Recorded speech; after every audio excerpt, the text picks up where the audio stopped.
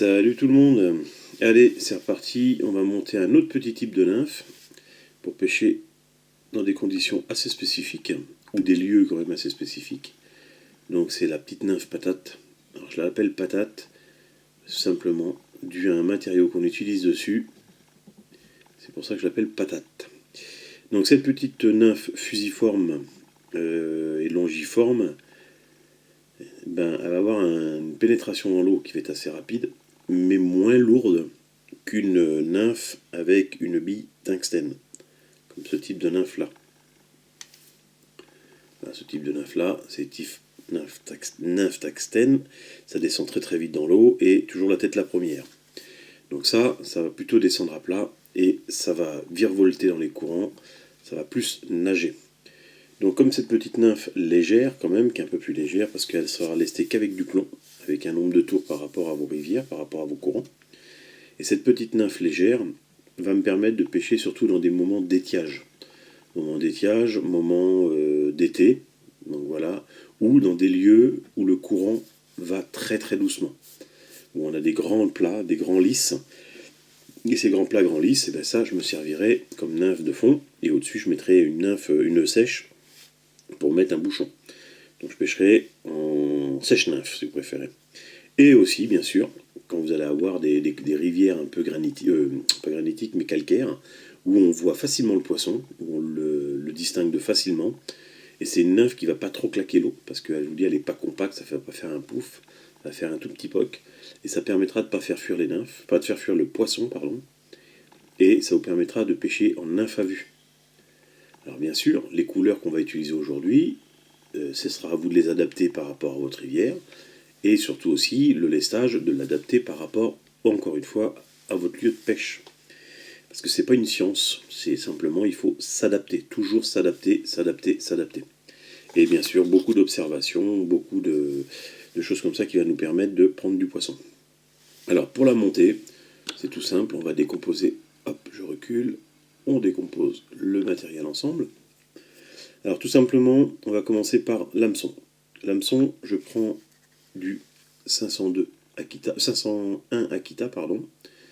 Le 501 Akita en 14, alors je la monte en 14, en 16, mais le 501 a la particularité d'être un tout petit peu plus long d'1 ou 2 mm par rapport au 502 Akita que j'utilise pour la mousse sèche. Ça s'apparente à du Tiemco 100, donc du l'hameçon standard, et ça, donc le 501 est un tout petit peu plus long, d'1 ou 2 mm, pas beaucoup plus. Donc on commence déjà par là, on va le monter en 14. Donc quand on a l'hameçon, dessus on va lui mettre du lestage. Donc on va partir, vous voyez, sur un brin de fil de plomb. Donc c'est simple, j'utilise du 0,5. Pour les tailles de 14, comme ça, le 0,5 va très très bien. On l'étale sur le long et ça ne fait pas une trop grosse surépaisseur. Simplement, le nombre de tours que vous ferez sera par rapport à la vitesse de descente que vous voulez par rapport à votre nymphe. Par rapport au lieu aussi où vous pêchez.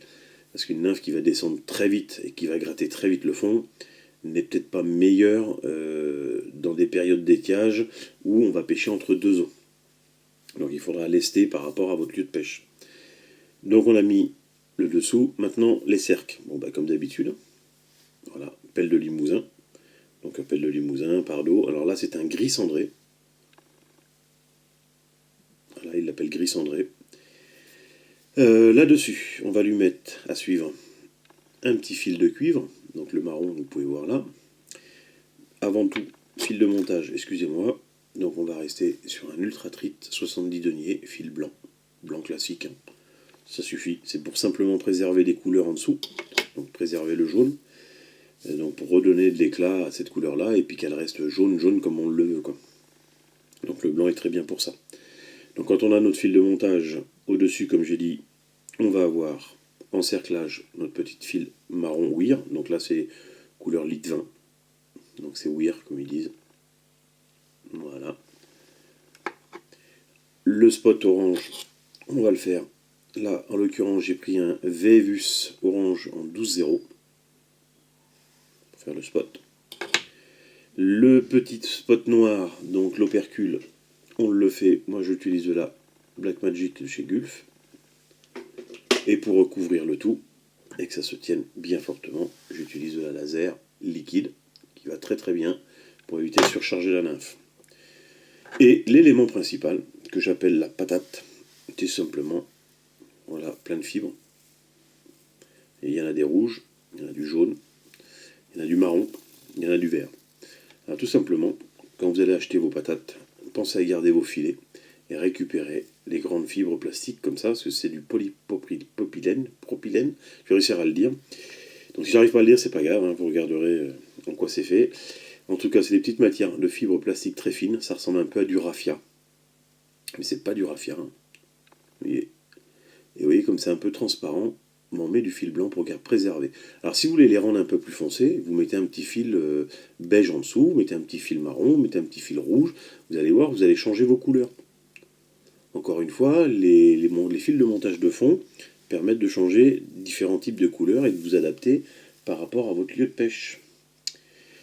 Donc voilà, là on a tout, et bien maintenant on va pouvoir procéder au montage. Allez go, c'est parti. Donc je change l'hameçon. On va se mettre un 14 ici. Tac.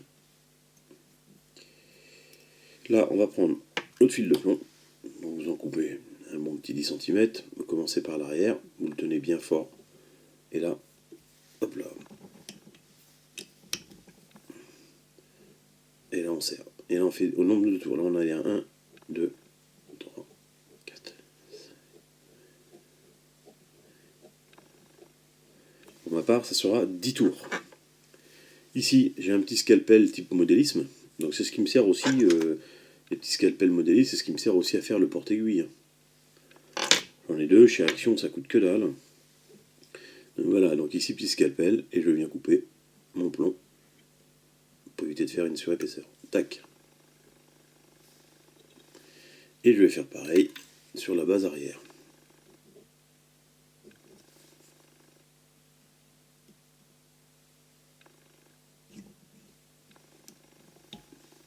Tac. Voilà, notre plomb est coupé. On est à 10 tours. Alors je vais l'équilibrer. Je ne vais pas trop le mettre à l'avant, pas trop le mettre à l'arrière.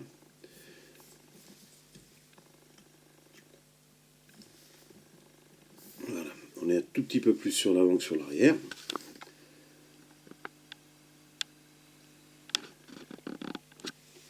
Voilà, comme ça vous verrez mieux. Et là on va commencer le montage par l'arrière. Ici, on va commencer derrière le plomb. Et là on va commencer. Alors je vais remettre un tout petit peu plus à l'avant. Voilà. Vous voyez, je fais une toute petite boulette. Cette petite boulette, hop, je coupe l'excédent. J'ai oublié de vous le dire, il nous faudra un petit peu de cyano. Parce que la cyano va nous servir à deux choses. Donc là, à coller un peu notre plomb. Et que ça reste bien ensemble, voilà. Comme ceci.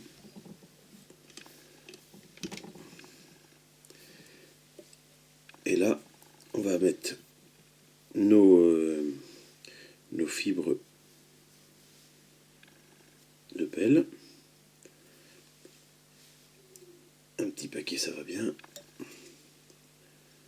Nos cercles, voilà, encore 2-3 tours. Je fais mon réglage de longueur. Hop. Et quand ça se barre en sucette comme là, on n'hésite pas à reprendre nos fibres, à les réaligner et à les reposer. Vous voyez, même moi ça m'arrive de pas réussir tout le temps la pose des cercles. Ici, là ça me va bien. Donc assez courte, hein. Je coupe l'excédent. Maintenant, petit fil de cuivre.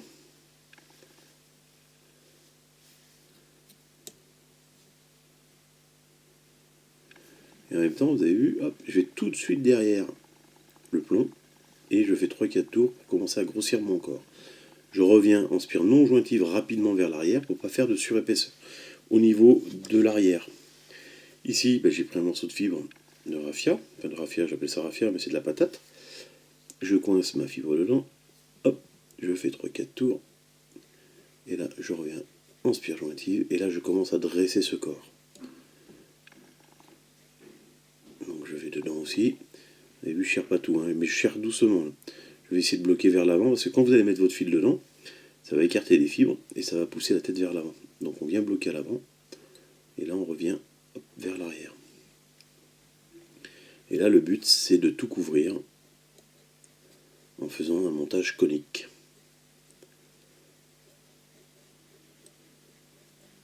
Et aussi avoir du volume au niveau du corps.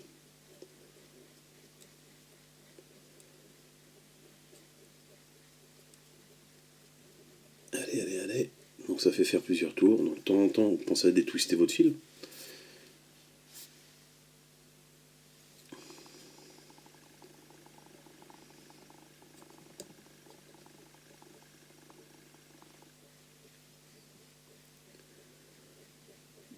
Et là, on va commencer à bien dresser notre corps en conique. Donc pensez à laisser un peu de place vers l'avant pour dresser la tête en orange.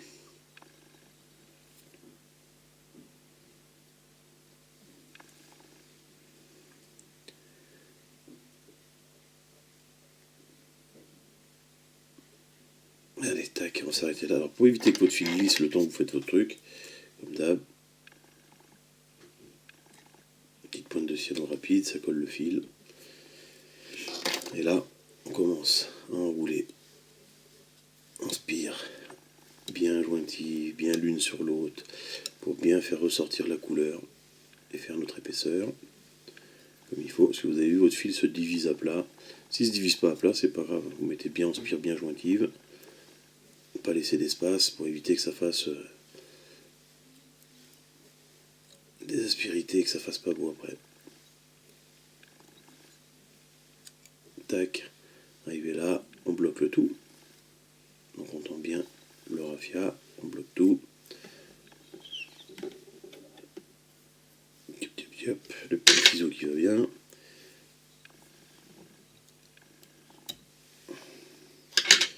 On coupe ici notre fil marron.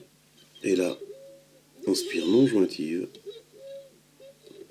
et régulier.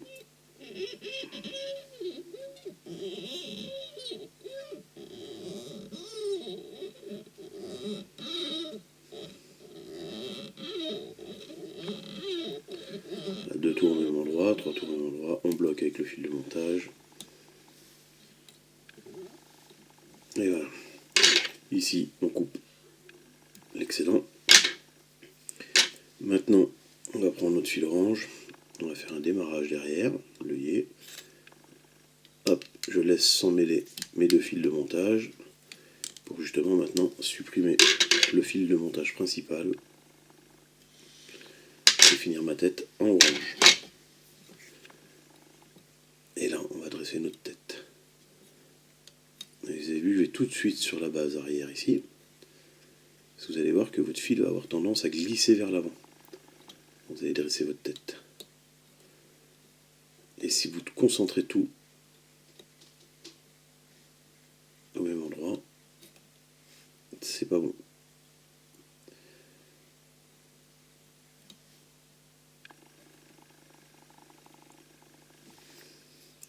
Alors on pense à détorsionner un petit peu.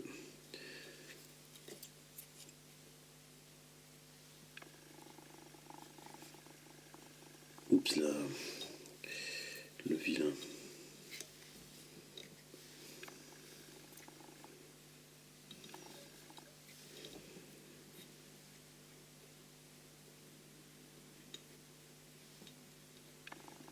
Vous voyez, comme je vous dis, des fois, ça part vers l'avant. Il faut faire hyper gaffe. Et là, je vais revenir hop, sur la base arrière. On s'arrête là. Quand notre petit cône est bien fait. Comme d'hab, une petite goutte de cyano. Alors, j'en mets un petit peu plus. Simplement d'une pour bien couper ça. Mais aussi parce que le cyanolite va me permettre de préserver ma couleur orange. Alors, on fait gaffe de ne pas boucher le trou. Voilà. Là, On tend bien notre fil. On coupe. Ici, hop, avec le doigt, on rabat, on essuie pour que toutes les fibres soient collées.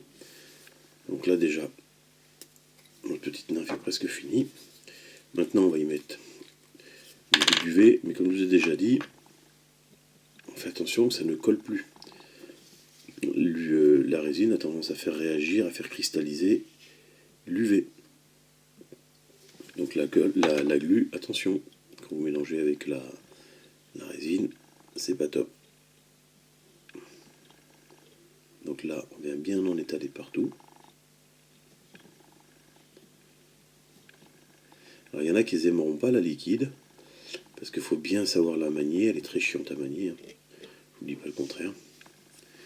Parce que vous voyez tout de suite, dès qu'on bouge la nymphe, elle vient se placer à un endroit qu'on n'aimerait pas. Elle ne veut pas rester là où on voudrait qu'elle reste. Mais ça c'est normal.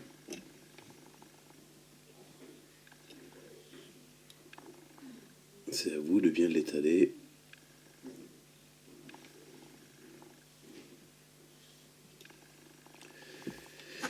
Et s'il faut y aller avec 2-3 couches. Vous avez vu la jarrette, ma goutte elle sort en dessous là.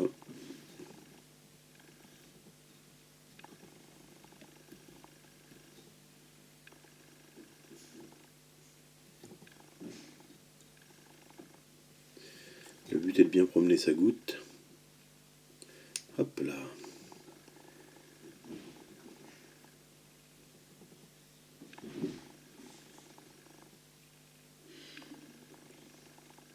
Donc on sèche bien. De là, on va prendre notre petite goutte noire hein, qu'on avait prévue comme ça.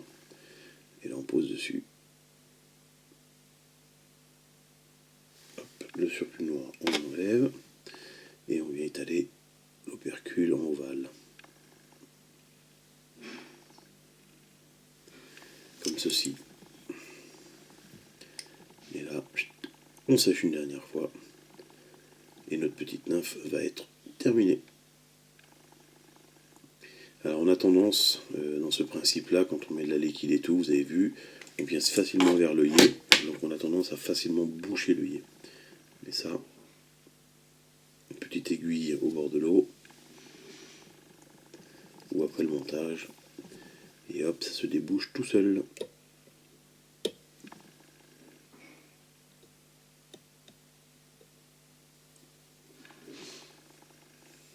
Non. Voilà.